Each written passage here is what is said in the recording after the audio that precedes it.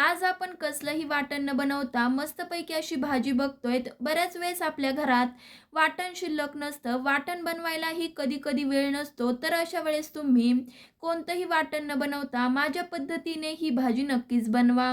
तर जास्त वेळ न वाया घालविता लगेचच आपण रेसिपीला सुरुवात करूयात. तर त्यासाठी काय करायचं, 100 ग्राम निवडलेल्या वालाच्या शेंगा घ्यायच्या. वालाच्या शेंगा बऱ्याचदा आतून किडक्या असतात किंवा शेंगांमध्ये अळी देखील असते. तर काय करायचं, वालाच्या शेंगा बाजारातून आणल्यावरती आधी स्वच्छ अशा धुवायच्या. नंतर पूर्णपणे शेंगा कोरड्या झाल्यावरती पुढचं आणि मागचं देठ काढून शेंगांमध्ये कीड किंवा अळी आहे का ते चेक करायचं. नंतरच ह्या निवडून घ्यायच्या आहेत. आता ह्या निवडलेल्या शेंगा पातेल्यात घालायच्या आहेत. भरपूर सारं पाणी घालून स्वच्छ अशा धुवून पाण्यामध्येच ह्या ठेवायच्या आहेत. आता आपण पुढची कृती करू. त्यासाठी काय करायचंय, गॅसवरती कढई गरम करत ठेवायची आहे.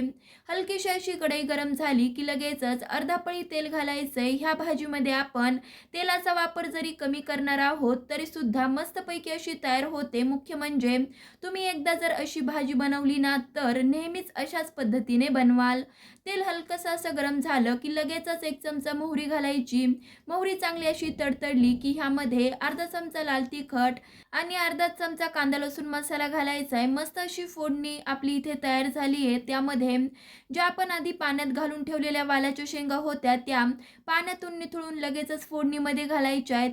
इथे आपल्याला ही भाजी बनवताना एक गोष्ट लक्षात ठेवायची की तिखट आणि जो आपण घातलेला मसाला आहे म्हणजे कांदा लसूण मसाला आहे ना, तो चांगला असा परतवून घ्यायचा आहे, जेणेकरून आपण ह्या भाजीमध्ये कसलंही वाटण बनवत नाही तरी सुद्धा ह्यामध्ये आपण एक प्रकारचा काळा मसाला तयार करून घातला आहे का अशीच चव ह्या भाजीमध्ये उतरते.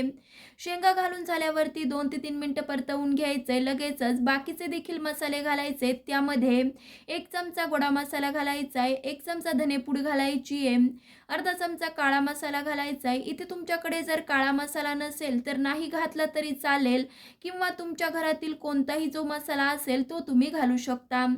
त्याचबरोबर पाव चमचा हिंग घालायचा आहे, पाव चमचा हळद घालायची आहे, चवीपुरतं मीठ घालायचंय.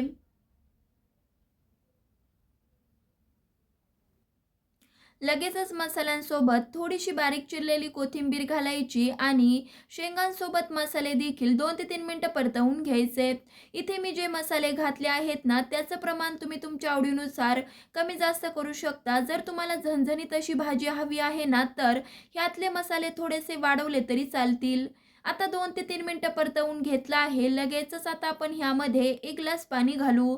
भाजीची कन्सिस्टन्सी तुम्ही तुमच्या आवडीनुसार घट्ट किंवा पातळ ठेवू शकता. इथे मी मीडियम कन्सिस्टन्सीचीच भाजी बनवणार आहे. आता आपण थोडंसं मिक्स करून घेऊ. लगेचच आता आपण ह्यावरती झाकण ठेवून इथे आपण 10 ते 15 मिनिटासाठी भाजी शिजवून घेऊ.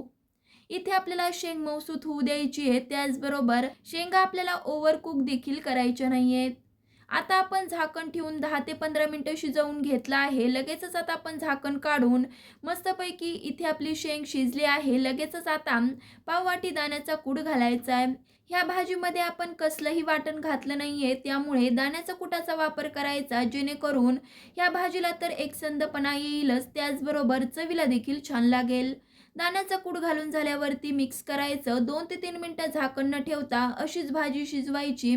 2 ते 3 मिनिटानंतर बघू शकतायत भाजीवरती मस्त अशी तर्री आलेली आहे. कोथिंबीर घालून मिक्स करायचं. लगेचच गॅस बंद करून तयार झालेली भाजी चपाती बरोबर, भाकरी बरोबर किंवा भाताबरोबरही खाऊ शकता. आता जरी ही थोडीशी पातळ वाटत असेल, पण जसजसा वेळ जाईल, भाजी थंड होत जाईल, तसतशी भाजी आपली इथे घट्ट होईल.